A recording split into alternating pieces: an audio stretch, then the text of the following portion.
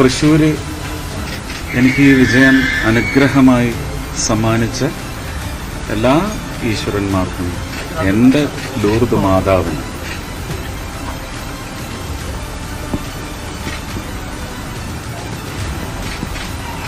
ഇത് പ്രണാമം.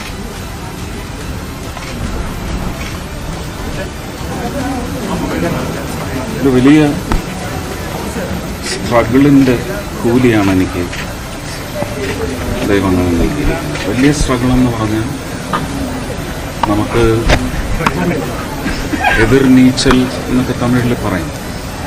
ഒഴുക്കിനെതിരെ നീന്തിക്കയറി.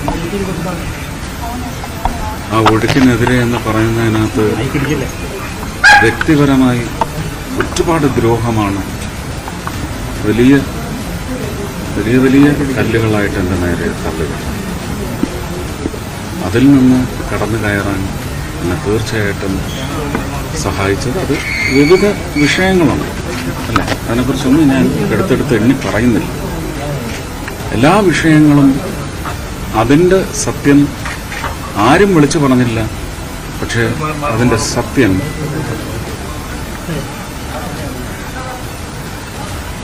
ആ സത്യം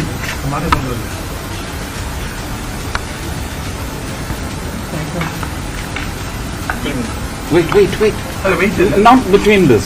I'm going ahead. Please not between this. Let me finish this.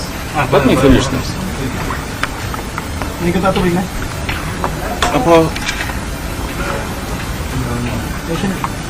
ആ സത്യം പേരിലുണ്ടായിരുന്നു. ആ സത്യം തൃശ്ശൂരിലെ ജനങ്ങൾ, ഞാനവരെ പ്രജാദൈവങ്ങളെന്ന് ആണ് ഇപ്പോൾ വിളിക്കുന്നത്. ആ പ്രജാദൈവങ്ങൾ ആ സത്യം തിരിച്ചറിഞ്ഞു. വഴിതെറ്റിക്കാൻ നോക്കിയിടത്തൊന്നും അവരുടെ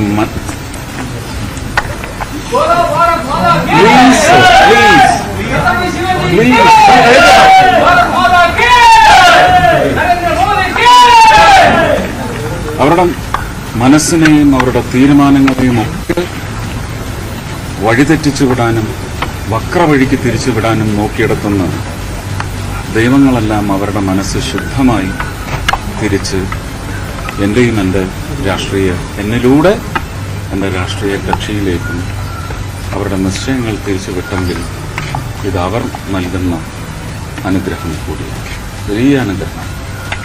കാരണം തൃശ്ശൂർ ലോക്സഭാ മണ്ഡലത്തിൻ്റെ ഒരു വളരെ പ്രത്യേകതരമായ ഒരു ഡെമോഗ്രാഫിക് ടെറൈൻ എന്ന് പറയുന്നത് എല്ലാവർക്കും അറിയാം. എന്നേക്കാൾ കൂടുതൽ നിങ്ങൾ മാധ്യമപ്രവർത്തകർക്ക്.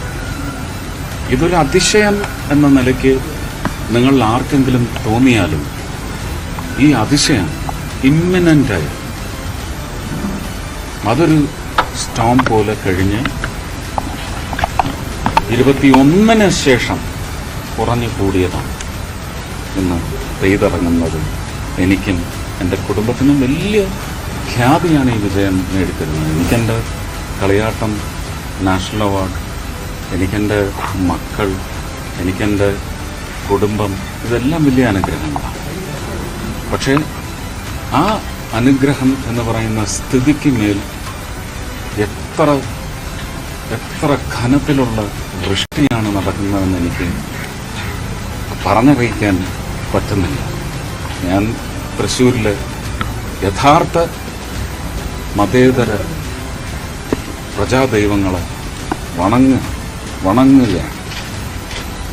അവർ മൂലം മാത്രമാണിത് സാധ്യമായിരിക്കുന്നത്. അവരെ ഒരുപക്ഷെ ഈ പക്ഷത്തേക്ക് കൊണ്ടുവരുന്നതിന് വേണ്ടി പണിയെടുത്ത് 1200 ചില്ലുവാനും ബൂത്തുകൾ, ആ ബൂത്തുകളിലെ മുഴുവൻ പ്രവർത്തകരല്ല, ആ ബൂത്തുകളിലെ വോട്ടർമാരടക്കം പ്രചരണത്തിനിറങ്ങി.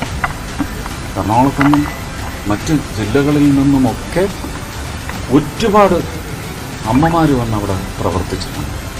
മുംബൈയിൽ നിന്ന്, മധ്യപ്രദേശിൽ നിന്ന്, ഡൽഹിയിൽ നിന്ന് എത്രയോ വ്യക്തികൾ, 1000 പേരെങ്കിലും ഉണ്ടാകും. ഈ 42 ദിവസവും എൻ്റെ പ്രയത്നത്തിനിടയ്ക്ക് അവരാണ് സത്യത്തിൽ എന്നെ പ്രൊജക്റ്റ് ചെയ്ത് കാട്ടിയത്. കാരണം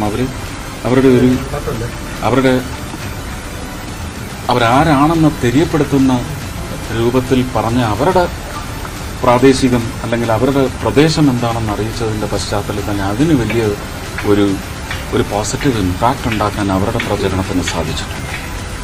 എൻ്റെ പാർട്ടി പ്രവർത്തകർ കഴിഞ്ഞ 5 വർഷമായി ഞാൻ എന്തൊക്കെ ആവശ്യപ്പെട്ടു അത് മുഴുവൻ ഞാൻ പ്രതീക്ഷിച്ചതിൻ്റെ ഒരു 100 ഇരട്ടിയായി തിരിച്ചെനിക്ക് ജനങ്ങളിലേക്ക് അടുക്കാനുള്ള ഒരു മിഷനായി കൊണ്ടുപോകുന്നതിന് അവരൊരു വലിയ മെഷീനറിയായിട്ട് പ്രവർത്തിച്ചിട്ടുണ്ട്. ഭാരതീയ ജനതാ പാർട്ടിയുടെ സ്റ്റേറ്റ് ഘടകത്തിന് ഒരുപക്ഷെ എന്നെ അവിടെ കൊണ്ടുവന്ന് ലോഞ്ച് ചെയ്ത് 2023 ലോഞ്ച് ചെയ്ത ശ്രീ അമിത് ഷാ, നരേന്ദ്രമോദി എനിക്കെൻ്റെ രാഷ്ട്രീയ ദൈവമാണ് എന്ന് പറയുമ്പോഴും ലിബറലാണോ എന്ന് ചോദിച്ചാൽ ആ നേച്ചർ വെച്ച് ഞാൻ പറയുന്നതല്ല. ഞാനിന്നും ആരാധിക്കുന്ന ഭാരതത്തിൻ്റെ real architect Shrimati Indira Gandhi, Shri P V. Narasimha Rao, Morarji Desai, Jayaprakash Narayan, L K. Advani ji, A B. Vajpayee ji തുടങ്ങി എൻ്റെ പ്രിയപ്പെട്ട സഖാവ് പി.കെ. നായനാർ, ശ്രീ കെ. കരുണാകരൻ. അവിടെ ഒരു മിതവാദിയോ അല്ലെങ്കിൽ സർവജന ഇഷ്ടം നേടാനോ വേണ്ടി പറയുന്നതല്ല. ഇതെല്ലാം എൻ്റെ ഹൃദയത്തിൽ ഇപ്പോഴും ഞാൻ സൂക്ഷിക്കുന്ന ബിംബങ്ങൾ തന്നെയാണ്. അതങ്ങനെ തന്നെ ഉണ്ടാകും. അപ്പോൾ ഈ 2 സൂപ്പർ ഹീറോസാണ് എൻ്റെ 2 നേതാക്കന്മാരെന്ന് ഞാൻ അന്നും പറഞ്ഞിട്ടുണ്ട്. ഇനിയും അവർ തന്നെയാണ് എൻ്റെ 2 നേതാക്കന്മാർ. അവരാണെന്നെ അത്രയും മനോഹരമായിട്ട് അവിടെ ലോഞ്ച് ചെയ്യുകയും ശ്രീ നരേന്ദ്രമോദിയാണ് എന്നെ